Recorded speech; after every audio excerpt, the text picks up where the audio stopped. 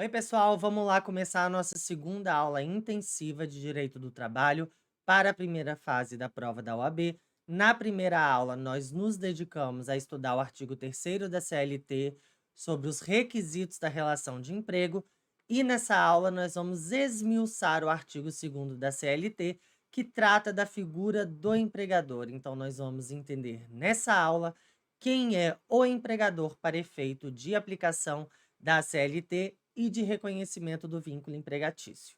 E claro que, quando nós falamos em empregador, também precisamos entender o que é grupo econômico e as implicações jurídicas da sucessão trabalhista. Tudo isso nós vamos estudar na aula de hoje e já vamos fazer a leitura do artigo 2º da CLT, principalmente o caput e o parágrafo 1º. Considera-se empregador a empresa individual ou coletiva que, assumindo os riscos da atividade econômica, admite, assalaria e dirige a prestação pessoal de serviço. Parágrafo 1º. Equiparam-se ao empregador, para efeitos exclusivos da relação de emprego, os profissionais liberais, as instituições de beneficência, as associações recreativas ou outras instituições sem fins lucrativos, desde que admitam trabalhadores como empregados. Vamos esmiuçar agora o caput e o parágrafo 1º da CLT. O caput, ele traz a figura do empregador típico, que é aquele que contrata, paga o salário, dirige e fiscaliza a prestação de serviço. Embora o caput diga que o empregador é uma empresa individual ou coletiva, também é possível que o empregador seja uma pessoa física e um ente despersonificado. Então, o empregador ele pode ser pessoa física, pessoa jurídica ou ente despersonificado.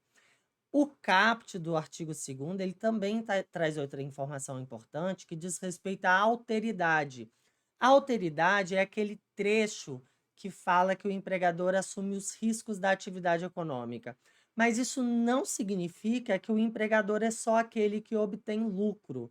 Não. Na verdade, o empregador ele assume os riscos dos custos da atividade prestada. Então, ele assume o risco e o custo de pagar o salário, o 13º salário, as férias. Então, são os riscos funcionais de manter um ambiente de trabalho equilibrado, de promover a saúde, a segurança e a higiene do trabalhador, a prevenção de acidentes de trabalho. Todas essas são obrigações contraídas pelo empregador durante a vigência do contrato de trabalho. Isso é a alteridade, que não necessariamente significa obter lucro, mesmo porque nós temos a figura do empregador por equiparação, que é o que está lá no parágrafo 1º da CLT. Equiparam-se ao empregador os profissionais liberais, as instituições de beneficência, que não necessariamente obtêm lucro, as associações recreativas e outras instituições sem fins lucrativos. Basta estarem presentes os requisitos da relação de emprego. Nós estudamos requisitos lá na primeira aula, que é o que estão previstos no artigo 3º da CLT. Quais são? Trabalho prestado por pessoa física, com pessoalidade, onerosidade, não eventualidade e subordinação. Entendida a figura do empregador típico e do empregador por equiparação, nós continuamos a leitura do artigo 2º, mais precisamente dos parágrafos 2º e 3º, que tratam do grupo econômico. Então, vamos lá fazer a leitura. Parágrafo 2º. Sempre que uma ou mais empresas, tendo, embora cada uma delas, personalidade jurídica própria, estiverem sob a direção, controle ou administração de outra, ou ainda quando, mesmo guardando cada uma delas sua autonomia, integrem grupo econômico, serão responsáveis solidariamente pelas obrigações da relação de emprego. Parágrafo 3º. Não caracteriza grupo econômico a mera identidade de sócios, sendo necessárias para a configuração do grupo a demonstração de interesse integrado, a efetiva comunhão de interesses e a atuação conjunta das empresas dele integrantes. Aqui no grupo econômico incide a teoria do empregador único. E o que é que significa essa teoria? Significa que, quando forem identificados um ou mais empregadores, todos eles serão responsáveis solidariamente pelo pagamento dos direitos trabalhistas dos empregados. Então, o grupo econômico ele é caracterizado quando uma ou mais empresas com personalidade jurídica própria estiverem sob a direção, controle ou administração de outra, ou mesmo quando integrem o grupo econômico. E a implicação, como eu disse, é a responsabilidade solidária, não é responsabilidade subsidiária. Aqui é responsabilidade solidária. Todas elas respondem de maneira igual. E aqui nós temos dois tipos de grupo econômico: o grupo econômico vertical ou por subordinação e o grupo econômico horizontal ou por coordenação. O primeiro, que é o grupo econômico vertical ou por subordinação, é aquela situação em que uma empresa controla, administra ou dirige as demais empresas. Então, há uma relação de hierarquia entre elas. Então, há uma relação de controle, direção e ou administração. Todas elas respondem de maneira solidária. Também respondem de maneira solidária as empresas que compõem o grupo econômico horizontal ou por coordenação. Aqui não há uma relação de hierarquia entre as empresas, elas possuem uma autonomia administrativa, mas ainda assim elas integram o mesmo grupo econômico. E por que que elas integram o mesmo grupo? Porque elas possuem um interesse integrado, há uma comunhão de interesses e a atuação delas é conjunta. Então, não basta só a identidade societária, como diz o parágrafo 3º do artigo 2º, embora seja também uma informação importante, porque a identidade societária já pode indicar ali uma certa atuação conjunta entre elas. Mas é necessário verificar todos esses requisitos: interesse integrado, comunhão conjunta de interesses e essa atuação conjunta, ok? Então, a atividade econômica entre elas é desempenhada de maneira comum. Elas têm o mesmo propósito, elas têm a mesma finalidade e, por isso, elas compõem o mesmo grupo econômico. Aqui nós temos um mapa mental fácil, bem visual para você entender os tipos de empregadores. Relembrando, pode ser pessoa física, pode ser pessoa jurídica, pode ser ente despersonificado, pode ser empregador por equiparação e também pode ser grupo econômico. Outro ponto muito importante dentro da figura do empregador, que pode cair na sua prova da OAB, diz respeito à sucessão de empregadores, também conhecida como sucessão trabalhista. E ela ocorre quando há uma transferência na titularidade do negócio, a continuidade na prestação de serviços pelo trabalhador ou uma alteração na estrutura da empresa, como, por exemplo, a alteração dos sócios. Isso configura o que a gente chama na doutrina e na jurisprudência como sucessão de empregadores. Nós temos, então, duas figuras dentro da sucessão. Nós temos o sucessor, que é o novo empregador, e o sucedido, que é o antigo empregador. Esse novo titular, que é quem a partir da sucessão, passa a gerir o negócio e dirigir a prestação de serviços, é quem se responsabiliza pelos contratos de trabalho e pelos custos decorrentes da prestação de serviços existentes ali naquele negócio.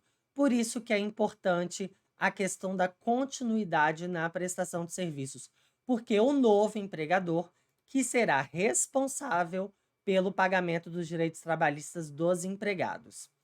E aqui na sucessão trabalhista tem a incidência de 3 princípios norteadores do direito do trabalho.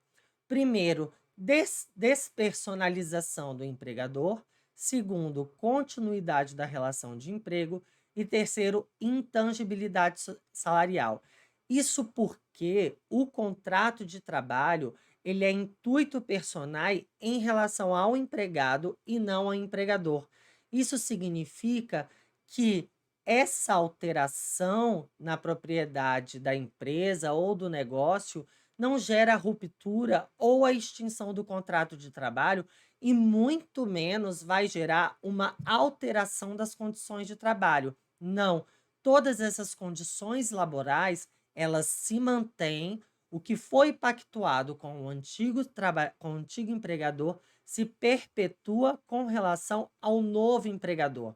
Então, não pode o empregado sofrer qualquer alteração prejudicial em decorrência dessa alteração da propriedade da empresa. Por isso que, sobre esse assunto, vigora o princípio da continuidade da relação de emprego e também o da intangibilidade salarial. Em outras palavras, é possível, então, alterar o empregador sem que se altere ou prejudique o empregado. Então, a sucessão, a gente pode concluir que ela, por si só, ela não vai gerar a extinção do contrato de trabalho e nem a ruptura da relação de emprego. Se isso acabasse gerando, poderia, inclusive, ensejar situações de fraudes trabalhistas que colocariam o empregado em situação de desvantagem e situação prejudicial. Sobre esse tema, nós temos 4 dispositivos na CLT extremamente importantes, que são os artigos 10, 10A, 448 e 448A da CLT, e isso a gente vai ler aqui agora. Artigo 10º da CLT. Qualquer alteração na estrutura jurídica da empresa não afetará os direitos adquiridos por seus empregados.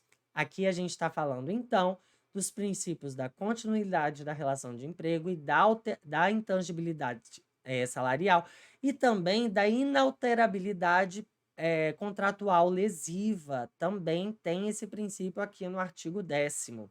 Essa alteração na propriedade não pode prejudicar os empregados. Artigo 10º-A.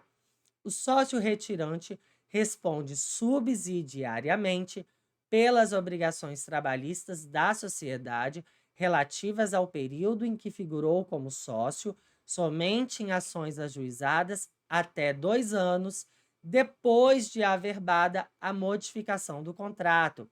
Então, aqui a gente tem a seguinte situação. Grupo econômico, nós temos a responsabilidade solidária. Na sucessão, o sócio, o novo empregador, que é o sucessor, vai responder pelos contratos de trabalho, mas o sócio retirante, ele responde subsidiariamente pelo período em que figurou como sócio nas ações trabalhistas ajuizadas até 2 anos depois de averbada essa modificação no contrato. E aí nós temos aqui uma ordem de preferência. Primeiro, a empresa devedora. Segundo, os sócios atuais. Terceiro, os sócios retirantes. Mas essa responsabilidade será solidária se ficar comprovada fraude nessa alteração contratual. É o que diz aqui o parágrafo 1º do artigo 10A da CLT. Artigo 448 da CLT. A mudança na propriedade ou na estrutura jurídica da empresa não afetará os contratos de trabalho dos empregados, mesma coisa que diz o artigo 10º da CLT. E o 448A da CLT diz que, caracterizada a sucessão empresarial ou de empregadores, as obrigações trabalhistas, inclusive as contraídas à época em que os empregados trabalhavam para a empresa sucedida, serão de responsabilidade do sucessor, mas o sucedido será responsável solidariamente se ficar comprovada a fraude nessa alteração contratual. Então, aqui a gente tem a CLT se preocupando com os empregados e com a solvência da empresa, protegendo das situações de fraude.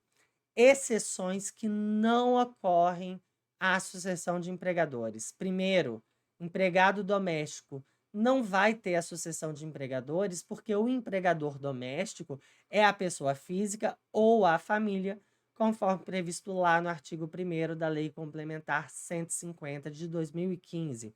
Também não ocorrerá sucessão no caso de morte do empregador pessoa física, porque a CLT, no artigo 483, parágrafo 2º, faculta ao empregado extinguir o contrato de trabalho. Então, aqui a gente tem uma opção que é dada ao empregado.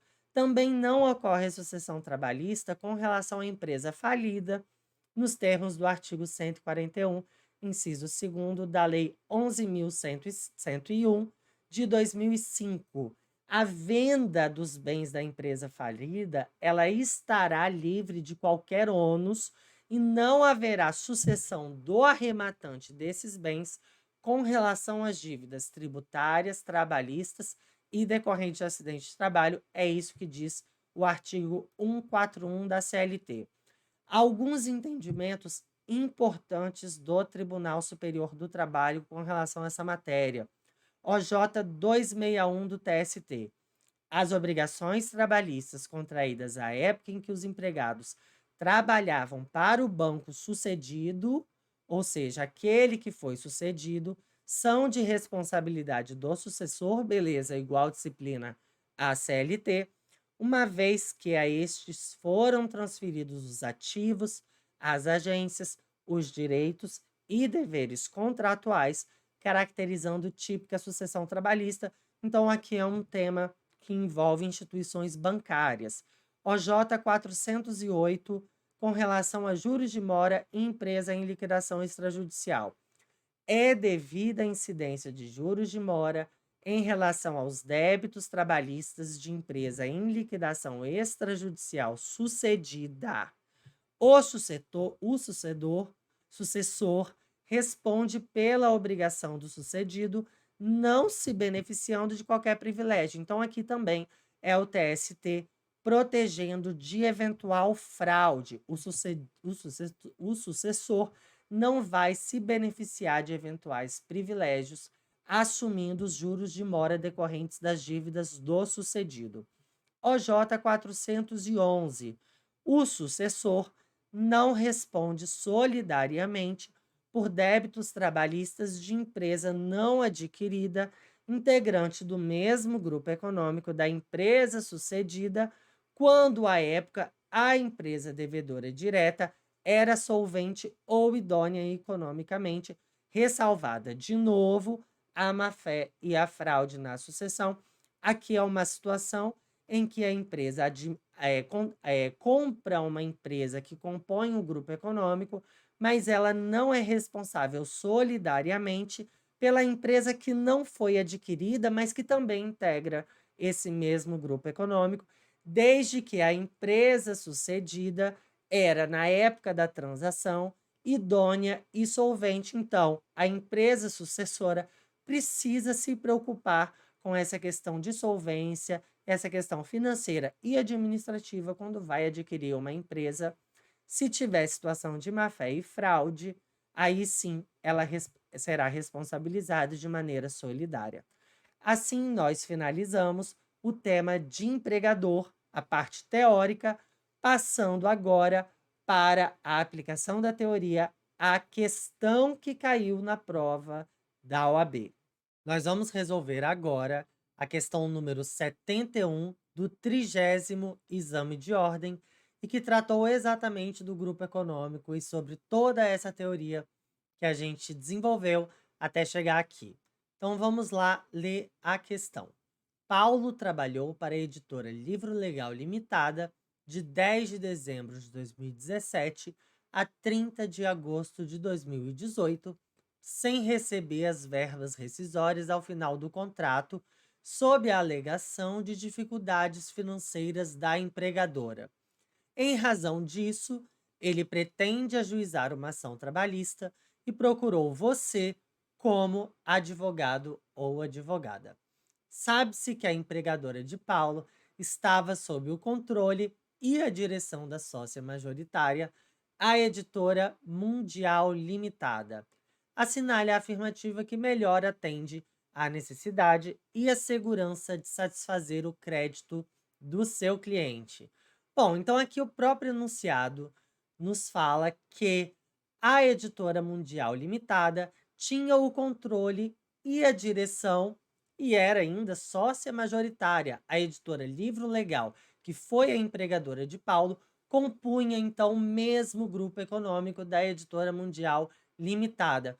Nós já estudamos lá no artigo 2º que quando há um poder de direção, administração e controle de uma empresa sobre outra, em uma relação de hierarquia, nós temos o grupo econômico vertical ou por subordinação. Então, a gente tem que concluir o que é melhor para o nosso cliente na condição de advogado ou advogada. Claro que, pelo próprio artigo 2º da CLT, a melhor solução será buscar a responsabilidade solidária da Editora Livro Legal Limitada e da Editora Mundial Limitada. Alternativa A. Poderá incluir a sociedade empresária controladora no polo passivo da demanda e esta responderá solidariamente com a empregadora, pois se trata de grupo econômico. A gente já sabe, então, que essa alternativa A é a alternativa correta, que a gente consegue trazer o enunciado para a redação do artigo 2º da CLT. Logo, quando a gente lê a alternativa A, já concluímos que é a resposta correta. Então, assim finalizamos a nossa aula sobre empregadores.